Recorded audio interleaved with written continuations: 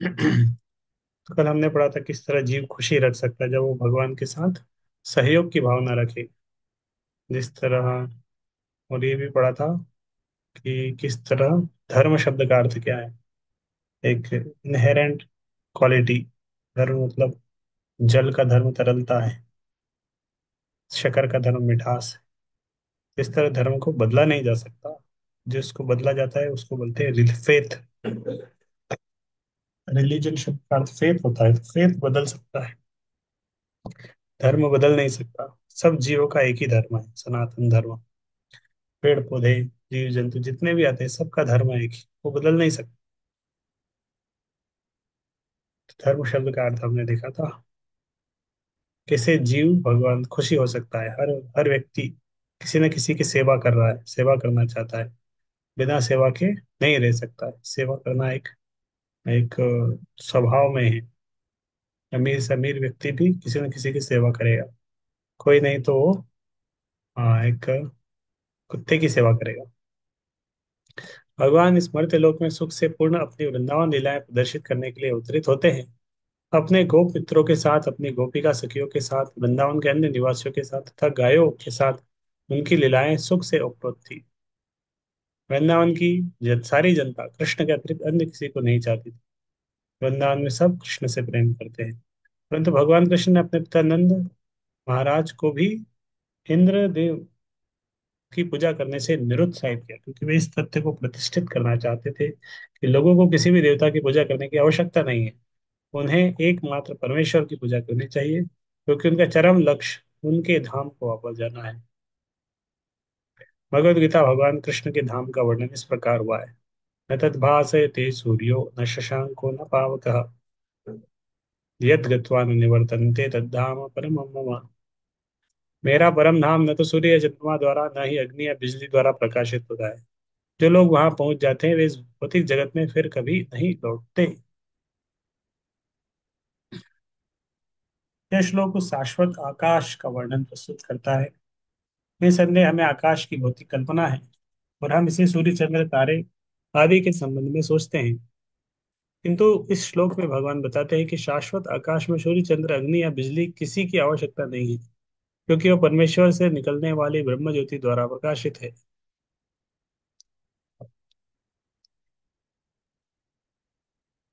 हम अन्य लोकों तक पहुंचने का कठिन प्रयास कर रहे हैं, लेकिन परमेश्वर के धाम को जानना कठिन नहीं है। यह धाम गोलोक कहलाता है।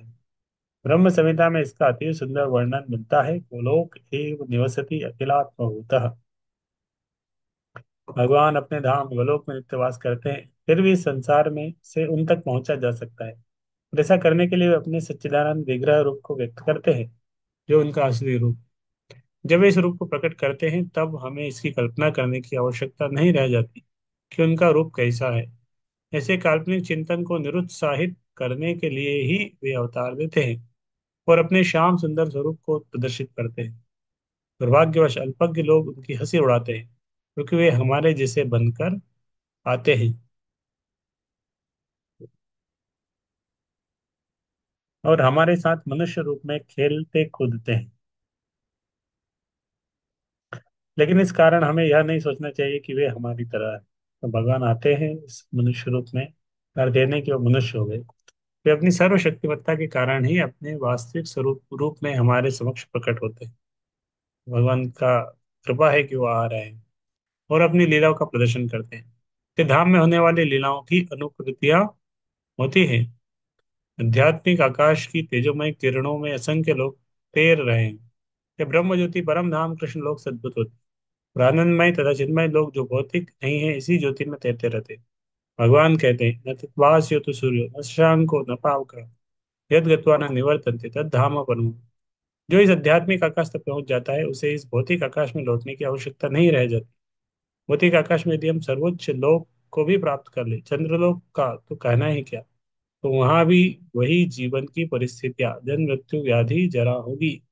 भौतिक ब्रह्मांड का कोई भी लोग संसार के इन चार नियमों से मुक्त नहीं है। तो जन्म मृत्यु जरा व्याधि, पूरे ब्रह्मांड में कहीं भी जाएंगे, हर जगह ये चार समस्याएं रहेंगी। सारे जीव एक लोक से दूसरे लोक में विचरण कर रहे हैं, किंतु ऐसा नहीं कि हम यांत्रिक व्यवस्था करके जिस लोक में जाना चाहे वहां चले जाए। यदि हम किसी अन्य लोक में जाना चाहते हैं तो उसका उसकी विधि होती है। इसका भी उल्लेख हुआ है। अन्य ग्रहों की सुगम यात्रा वो ऊपर कई पुस्तक है ये समझाने के लिए। इसका भी उल्लेख हुआ है, यान्ति देव व्रता वरदान पितृ यान्ति पितृव्रत। यदि हम एक लोक से दूसरे लोक में विचरण करना चाहते हैं तो उसके लिए किसी यांत्रिक व्यवस्था की आवश्यकता नहीं है। गीता का उपदेश है यान्ति देव व्रता देवान। चंद्र सूर्य तथा उच्चतर लोक स्वर्गलोक कहलाते हैं। लोगों की तीन विभिन्न विभिन्न स्थितियां हैं, उच्चतर मध्य तथा निम्न लोक। पृथ्वी मध्य लोक में आती है। भगवत गीता बताती है कि किस प्रकार अति सरल सूत्र यान्ति देवव्रता देवान द्वारा उच्चतर लोकों यानी देव लोकों तक जाया जा सकता है। मनुष्य को केवल उस लोक के विशेष देवता की पूजा करने की आवश्यकता है। पर इस तरह चंद्रमा या सूर्य या अन्य किसी भी उच्चतर लोक को जाया जा सकता है। फिर भी भगवत गीता हमें इस भौतिक ब्रह्मांड के किसी लोक में जाने की सलाह नहीं देती, क्योंकि चाहे हम किसी यांत्रिक युक्ति से 40,000 वर्षों तक यात्रा करके सर्वोच्च लोक ब्रह्म लोक क्यों न चले जाएं, किंतु फिर भी वहां हमें जन्म मृत्यु जरा तथा व्याधि जैसी भौतिक असुविधाओं से मुक्ति नहीं मिल सकेगी। लेकिन जो परम लोक कृष्ण लोक या आध्यात्मिक आकाश के किसी भी अन्य लोक में पहुंचना चाहता है उसे वहां से असुविधाएं नहीं होगी।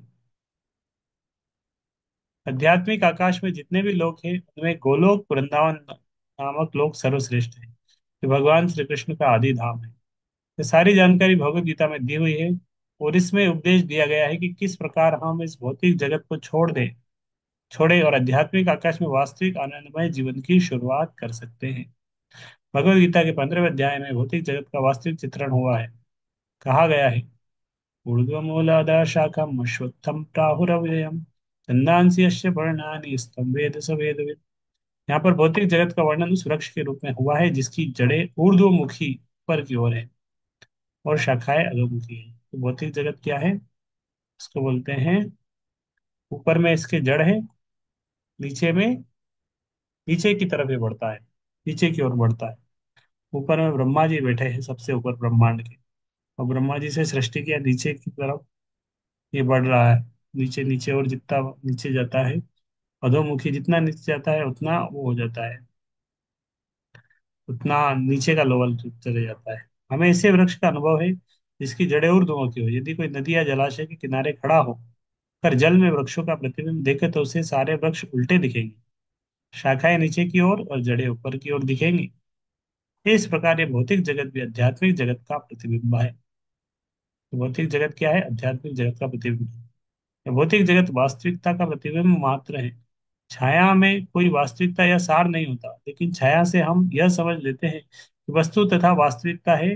यद्यपि मरुस्थल में जल नहीं होता, लेकिन मृग मरीचिका बताती है कि जल जैसी वस्तु होती है। भौतिक जगत में न तो जल है न सुख है, लेकिन आध्यात्मिक जगत में वास्तविक सुख रूपी असली जल है। भगवत गीता में भगवान ने सुझाव दिया है कि हम निम्नलिखित प्रकार से आध्यात्मिक जगत की प्राप्ति करें। निर्माण मोहाजित संग दोष त्यात्म नित्याभिनिवृत्त कामः द्वन्द्वैर्विमुक्ताः सुख दुःख संगे गच्छन्त्यमूढाः पदम अव्ययम् तत्। पदम अव्ययम अर्थात सनातन राज्य को वही प्राप्त होता है जो निर्माण मोह। तो ये 5वें अध्याय में आध्यात्मिक जगत में कौन जा सकता है, उसकी क्या योग्यता है, आध्यात्मिक जगत के भी बारे में वर्णन हुआ है 5वें अध्याय में। और 15वें अध्याय में, 15वें अध्याय में ये भी बताया गया है कि हम कौन है। ममे वांशो जीवलोके जीवभूत सनातन। तो जीव क्या है? भगवान का अंश। ये भी भगवत गीता के 15 अध्याय में बताया। आध्यात्मिक जगत के बारे में बताया, कौन जा सकता है, उसके उसके गुण भी बताए। ये गुण इस श्लोक में बताया कि कौन जा सकता है आध्यात्मिक जगत। हम उपाधियों के पीछे पड़े रहते हैं। कोई महाशय बनना चाहता है, कोई प्रभु बनना चाहता है, कोई राष्ट्रपति या धनवान या राजा या कुछ और बनना चाहता है। परंतु जब तक हम इन उपाधियों से चिपके रहते हैं तब तक हम शरीर के प्रति आसक्त बने रहते हैं। उपाधियों से चिपके रहना। धृत राष्ट्र, इसीलिए उसका नाम था धृतराष्ट्र। धृतराष्ट्र मतलब वो राष्ट्र को धृत होल्ड करके रखा था, छोड़ नहीं रहा है उपाधि को, पदवी को नहीं छोड़ रहा है, सीट को नहीं छोड़ रहा है। चिपक चिपक गए हैं उससे। शरीर के साथ हम चिपक गए हैं। शरीर को, हम अपने आप को शरीर ही समझते हैं, क्योंकि उपाधियां शरीर से संबंधित होती है। लेकिन हम शरीर नहीं है। इसकी अनुभूति होना ही आध्यात्मिक अनुभूति की प्रथम अवस्था है। हम प्रकृति के तीन गुणों से जुड़े हुए हैं, किंतु भगवान की भक्ति में सेवा द्वारा हमें इनसे छूटना होगा। तो हम क्या है, अब शरीर से बहुत आसक्त है। शरीर से आसक्त होने के कारण हम अपने आप को शरीर से चिपके हुए हैं। ये देखा ना, कभी कभी हमें चोट लग जाती है, हम एक बैंडेड लगा लेते हैं, स्किन के ऊपर एक बैंडेड लगा देते हैं। तो बैंडेड एक समय ऐसी चिपक जाती है, ऐसे चिपक जाती है, जब निकालते हैं तो लग रहा है स्किन निकल रही है, लेकिन स्किन अलग है, बैंडेड अलग है। लेकिन निकालते हैं तो बहुत चिपक जाती है, आसक्त हो जाती है। बैंडेड छोड़ना नहीं चाहती स्किन को, जबरदस्ती उसको हटाना पड़ता है। कष्ट होता है थोड़ा सा। तो कष्ट होता है। इसी तरह हम भी शरीर और आत्मा इतना साथ रहे, इतना साथ रहे, तो हम एक ही समझते दोनों के, हम शरीर ही है। इसीलिए जब अलग होता है मृत्यु के समय कितना कष्ट होता है। बुढ़ापा होना मतलब शरीर आत्मा अब अलग होने वाले हैं, कष्ट शुरू हो जाता है। लेकिन कोई जबरदस्ती खींचे, अलग करे, उससे अच्छा अगर हम भक्ति करते हैं, भक्ति जीवन, आध्यात्मिक जीवन प्रैक्टिस करते हैं, तो हम उसको नेचुरली अलग कर लेंगे, फिर कष्ट नहीं होगा। इस तरह कभी कभी, तो वही बैंडेड का एग्जांपल है कि बैंडेड लगा हुआ है, चिपका है स्किन से, एक तो हम खुद मेहनत करके धीरे धीरे धीरे करके बहुत कष्ट होके निकालता है। लेकिन कुछ केमिकल्स वगैरह भी आते हैं, वो अगर लगा लेंगे, हाथ के ऊपर केमिकल लगा लेंगे, फिर इजीली वो निकल जाएगा बिना कष्ट हुए। तो इस तरह अगर स्पिरिचुअल एडवांसमेंट हो जाता है, आध्यात्मिक चेतना हो जाती है, आध्यात्मिक चेतना के द्वारा हम अपने आप समझ जाते हैं कि नहीं, मैं अलग हूँ, शरीर अलग है, आत्मा अलग है।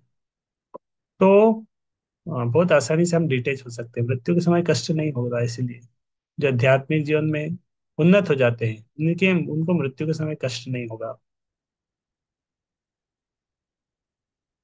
हम प्रकृति के तीन गुणों से जुड़े हुए हैं, किंतु भगवान की भक्ति में सेवा द्वारा हमें इनसे छूटना होगा।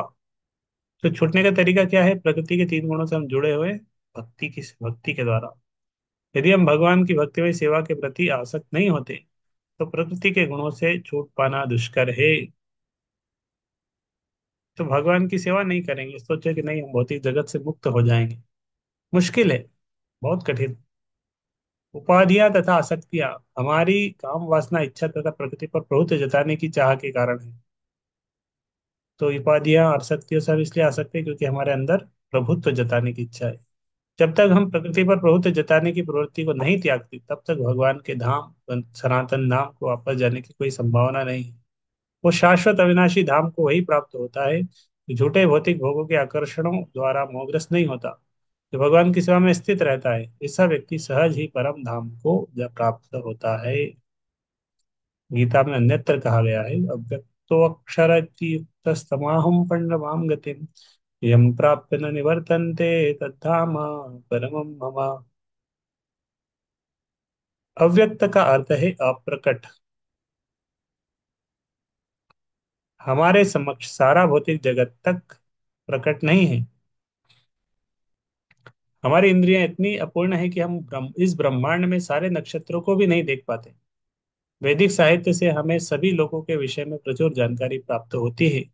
उस पर विश्वास करना या न करना हमारे ऊपर निर्भर करता है। वैदिक ग्रंथों में, विशेषतया श्रीमद् भागवत में, सभी महत्वपूर्ण लोकों का वर्णन है। इस भौतिक आकाश से परे आध्यात्मिक जगत है जो अव्यक्त या अप्रकट कहलाता है। मतलब ये भौतिक जगत है अभी हम जहाँ पर है, इसके ऊपर में क्या है? आध्यात्मिक जगत अप्रकट अव्यक्त है। व्यक्ति को भगवत धाम की ही कामना तथा लालसा करनी चाहिए, क्योंकि जब उसका वह धाम को प्राप्ति हो जाती है, तब उसके लिए वहां से फिर से जगत में लौटना नहीं पड़ता। तब पढ़ाई कर रहे हैं, पढ़ाई करने वाले क्या कामना करता है? वहाँ अच्छी कंपनी में जॉब मिलना चाहिए, बहुत पैसा मिले, जहाँ से बहुत पैसा मिले। डॉक्टरी का पढ़ाई कर रहे हैं, अच्छे अच्छे हॉस्पिटल में हमें डॉक्टरी का वो मिलना चाहिए, बहुत पैसा मिले। अच्छी जगह जाना चाहते हैं, गवर्नमेंट की तैयारी कर रहे हैं, अच्छी कंपनी में, अच्छे सेक्टर में नौकरी लगनी चाहिए। वहाँ अगर जाएंगे तो वहाँ अच्छी नौकरी लगेगी, तो हमें लगता है हाँ, कम काम करना पड़ेगा, ज़्यादा सैलरी मिलेगी, सरकारी बंगला भी मिल जाएगा, सरकारी गाड़ी भी मिल जाएगी, बहुत कुछ मिल जाएगा।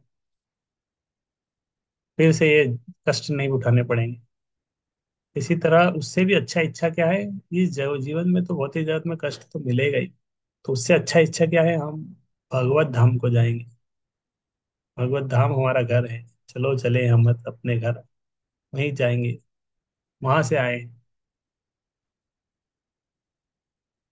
उधर गम भी नहीं है, उधर कुछ भी नहीं है, बहुत अच्छा। हाँ, अच्छा स्थान है आध्यात्मिक जगत।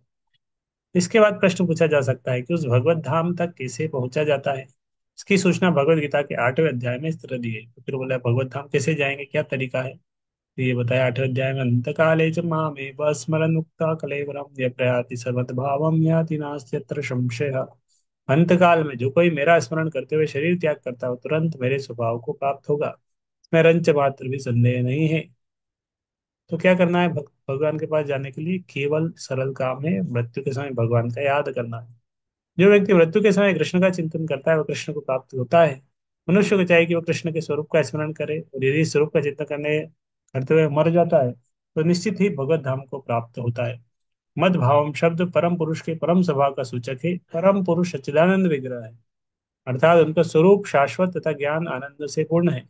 हमारा यह शरीर सच्चिदानंद नहीं है, यह सत नहीं है अपितु असत है। यह शाश्वत नहीं अपितु नाशवान, ये चित नहीं है अर्थात ज्ञान से पूर्ण नहीं अपितु ज्ञान ज्ञान से पूर्ण है। हमें भगवत धाम का कोई ज्ञान नहीं है, यहाँ तक कि हमें इस भौतिक जगत तक का पूर्ण ज्ञान नहीं है, जहाँ ऐसी अनेक वस्तुएं हैं जो हमें ज्ञात नहीं है। यह शरीर निरानंद है, आनंद से उत्पन्न न होकर दुख से पूर्ण है। इस संसार में जितने भी दुखों का अनुभव होता है, वो शरीर से उत्पन्न है। किंतु जो व्यक्ति भगवान कृष्ण का चिंतन करते हुए शरीर को त्यागता है, वह तुरंत ही सच्चिदानंद शरीर प्राप्त करता है। इस शरीर को त्याग कर इस भौतिक जगत में दूसरा शरीर धारण करना भी सुव्यवस्थित है। मनुष्य तभी मरता है जब यह निश्चित हो जाता है कि अगले जीवन में उसे किस प्रकार का शरीर प्राप्त होगा। इसका निर्णय उच्च अधिकारी करते हैं, स्वयं जीव नहीं करता। इस जीवन में अपने कर्मों के अनुसार हम उन्नति या अवनति करते हैं। यह जीवन अगले जीवन की तैयारी के लिए है। अतः यदि हम इस जीवन में भगवत धाम पहुंचने की तैयारी कर लेते हैं, तो निश्चित ही इस शरीर को त्यागने के बाद हम भगवान के ही सदृश आध्यात्मिक शरीर प्राप्त करते हैं। भगवान का स्मरण करते हुए प्राण त्यागना सफलता है। लेकिन उस समय, मृत्यु के समय स्मरण करने के लिए ही जीवन भर भक्ति करना पड़ता है।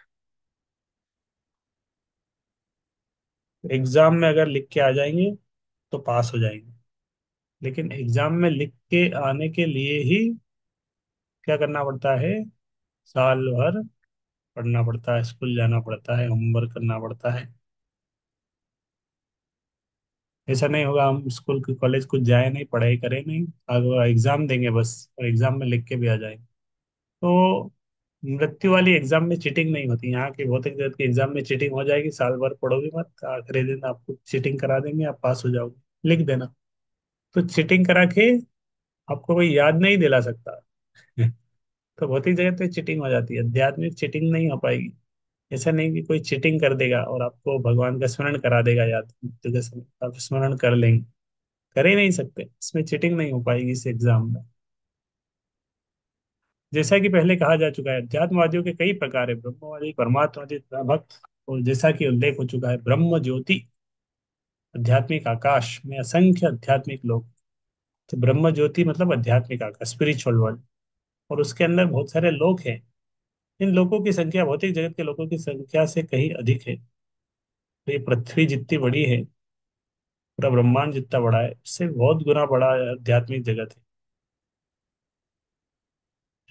यह भौतिक जगत संपूर्ण सृष्टि का केवल चतुर्थ 1/4 है। काम शयन स्थित जगत, इस भौतिक खंड में लाखों करोड़ों ब्रह्मांड है।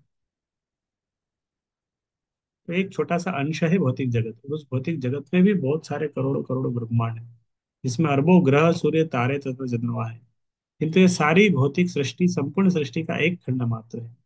अधिकांश सृष्टि तो आध्यात्मिक आकाश में है। जो व्यक्ति परब्रह्म में विलीन होना चाहता है, वो तुरंत ही परमेश्वर की ब्रह्म ज्योति में भेज दिया जाता है, और इस तरह आध्यात्मिक आकाश को प्राप्त होता है। जो भक्त भगवान के सानिध्य का आनंद लेना चाहता है, वह वैकुंठ लोकों में प्रवेश करता है, जिनकी संख्या अनगिनत है। यहाँ पर परमेश्वर अपने विभिन्न पूर्ण अंशों यथा चतुर्थ नारायण के रूप में विभिन्न नामों जैसे प्रद्युम्न अनिरुद्ध गोविंद के रूप में भक्तों के साथ साथ निवास करते हैं। अतः जीवन के अंत में अध्यात्मवादी या ब्रह्म ज्योति का या परमात्मा का भगवान श्री कृष्ण का चिंतन करते हैं। प्रत्येक दशा में वे आध्यात्मिक आकाश में प्रविष्ट होते हैं, लेकिन केवल भक्त या परमेश्वर से संबंधित रहने वाला ही वैकुंठ लोक या गोविंद लोक में प्रवेश करता है। तो कुछ लोग होते हैं जो निराकारवादी रहते हैं, सोचते हैं हम भगवान में लीन हो जाएंगे, निराकार है, भगवान का कोई आकार नहीं है। तो उनको आध्यात्मिक जगत के लोकों में एंट्री नहीं मिलती, उनको ज्यादा से ज्यादा भौतिक जगत से ऊपर जाके ब्रह्म लोक में ब्रह्म ज्योति तक रहेंगे वो। और ब्रह्म ज्योति के अंदर बहुत सारे वैकुंठ जगत भी है, उसमें एंट्री नहीं मिलती उनको। आध्यात्मिक आकाश में प्रविष्ट होते हैं, लेकिन भगवान के वैकुंठ लोक में गोलोक वृंदावन में उनको प्रवेश नहीं मिलता। भगवान यह भी कहते हैं कि इसमें कोई संदेह नहीं है, इस पर दृढ़ विश्वास करना चाहिए। हमें चाहिए कि जो हमारी कल्पना से मेल नहीं खाता उसे ठुकराए नहीं। हमारी मनोवृत्ति अर्जुन की सी होनी चाहिए, आपने जो कुछ कहा उस पर मैं विश्वास करता हूँ। अतः जो भगवान ये कहते हैं कि मृत्यु के समय जो भी भ्रम प्रमाद है भगवान के रूप में उनका चिंतन करता है, निश्चित रूप से आध्यात्मिक आकाश में प्रवेश करता है, इसमें कोई संदेह नहीं है। इस पर अविश्वास करने का प्रश्न ही नहीं उठता। भगवत गीता में 8वें अध्याय के 6 नंबर श्लोक उस सामान्य सिद्धांत की भी व्याख्या की जो मृत्यु के समय सर्वोच्च का चिंतन करने से आध्यात्मिक धाम में प्रवेश करना सुगम बनाता है। तो ये 8वें अध्याय का 6 नंबर श्लोक इसमें बताया कि अगर भगवान का स्मरण नहीं करेगा तो फिर क्या स्मरण करने से क्या होगा। अपने इस शरीर को त्यागते समय मनुष्य जिस भाव का स्मरण करता है वह अगले जन्मों में उस भाव को निश्चित रूप से प्राप्त होगा। अब सर्वप्रथम हमें यह समझना चाहिए कि भौतिक प्रकृति परमेश्वर की एक शक्ति का प्रदर्शन है। विष्णु पुराण में भगवान की समग्र शक्तियों का वर्णन हुआ है। विष्णु शक्ति ही परा प्रोक्ता क्षेत्रज्ञाख्या तथा परा अविद्या कर्म संज्ञान्याम तृतीया शक्तिरिष्टते।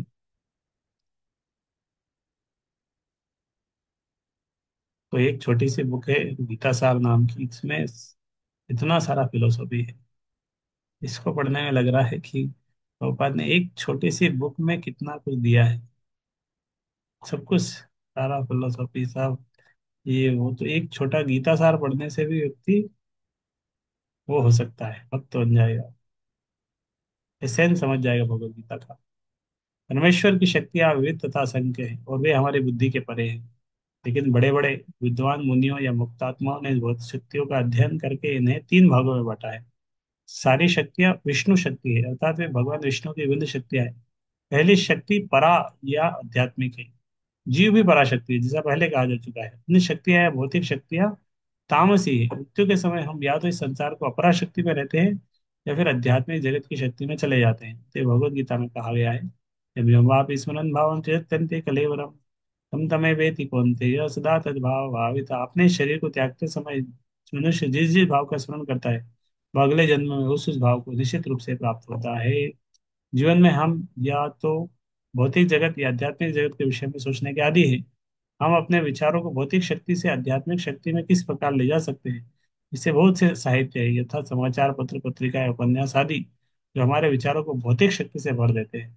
इस समय में ऐसे साहित्य में लगे अपने चिंतन को वैदिक साहित्य की ओर मोड़ना है। अतः महर्षियों ने अपने अनेक वैदिक ग्रंथ लिखे हैं, यथा पुराण। ये पुराण काल्पनिक नहीं है, अभी तो ऐतिहासिक लेख है।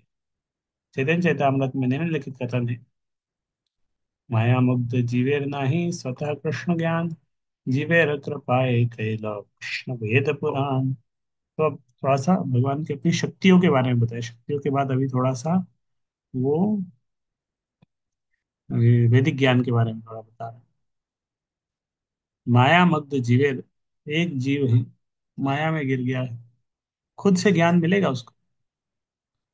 खुद से ज्ञान नहीं मिलेगा। जीवेर कृपाए कैलो कृष्ण, इसलिए जीवों के ऊपर भगवान ने कृपा किया, इस तरह वेद पुराण बनाए व्यासदेव के रूप में। व्यासदेव भगवान के लिटरली इनकारनेशन, इस तरह ये सब दिए हमें। भुलक्कड़ जीवों या बद्ध जीवों ने परमेश्वर के साथ अपने संबंध को भुला दिया है और वे सब भौतिक कार्यों के विषय में सोचने में मग्न रहते हैं। इनकी चिंतन शक्ति को आध्यात्मिक आकाश की ओर मोड़ने के लिए कृष्ण देवपान व्यास ने प्रचुर वैदिक साहित्य प्रदान किया है। सर्वप्रथम उन्होंने वेद के 4 विभाग किए, फिर उन्होंने उनकी व्याख्या पुराणों में की। अल्पज्ञों के लिए उन्होंने महाभारत की रचना की। महाभारत में भगवत गीता दी, तत्पश्चात वैदिक साहित्य का सार वेदांत सूत्र में दिया गया है। तो भावी पद प्रदर्शन के लिए उन्होंने वेदांत सूत्र के सहज भाष्य भी दिया, तो श्रीमद् भागवतम कहलाता है। हमें इन वैदिक ग्रंथों के अध्ययन में अपना चित्त लगाना चाहिए। जिस प्रकार भौतिकतावादी लोग नाना प्रकार के समाचार पत्र पत्रिकाएं अन्य संसारी साहित्य को पढ़ने में ध्यान लगाते हैं, उसी तरह हमें भी व्यास देव द्वारा प्रदत्त साहित्य के अध्ययन में ध्यान लगाना चाहिए। इस प्रकार हम मृत्यु के समय परमेश्वर का स्मरण कर सकेंगे। भगवान द्वारा सुझाया गया यही एकमात्र उपाय है। वे इसके फल की गारंटी देते हैं, इसमें कोई संदेह नहीं है। तस्मात् सर्वेषु कालेषु मामनुस्मर युद्धे च मयि अर्पित मनोबुद्धि मामेवेश्य संशयः। इसलिए हे अर्जुन, तुम कृष्ण के रूप में मेरा सदैव चिंतन करो, साथ ही अपने युद्ध कर्म करते रहो। अपने कर्मों को मुझे अर्पित करके तथा अपने मन एवं बुद्धि को मुझ पर स्थिर करके तुम मुझे इस निश्चित रूप से प्राप्त करोगे। भगवान ने ये 8वें अध्याय में ही फिर से, तो 8वें अध्याय का 5, 6, 7 तीन श्लोक का प्रभुपाद ने डिटेल में यहाँ पे एक्सप्लेनेशन दिया। तो भगवान ने बोला कि सर्वेषु कालेषु, हमेशा मेरा चिंतन करो ना, और क्या करो, युद्ध भी करो। ऐसा नहीं बोला कि मेरा चिंतन करते रहो बैठ जाओ, बाकी कुछ करने की जरूरत नहीं है। तो भगवान ने बोला मेरा चिंतन करो, और युद्ध भी करो। मेरा चिंतन भी करो, माम अनुस्मर, युद्ध भी करो। मई अर्पित मनोबुद्धि महामय वेश्य संशय। ये अर्जुन, तुम कृष्ण के रूप में मेरा सदैव चिंतन करो, साथ ही अपने युद्ध कर्म करते रहो। अपने कर्मों को मुझे अर्पित करके तथा अपने मन एवं बुद्धि को मुझ पर स्थिर करके तुम मुझे निश्चित रूप से प्राप्त करोगे।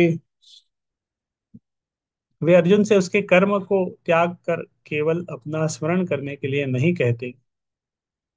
भगवान कभी भी कोई अव्यवहारिक बात का परामर्श नहीं देते। तो आज के यहीं रखते हैं। हम कल से पढ़ेंगे ये नंबर, कौन सा पेज नंबर है, 37 पेज नंबर से कल आगे पढ़ेंगे। और 37 शायद कल पूरा हो जाएगा। हरे कृष्ण कृष्ण कृष्ण हरे हरे राम राम राम राम हरे हरे। तभी हम थोड़ा सा कृष्णा बुक पढ़ेंगे।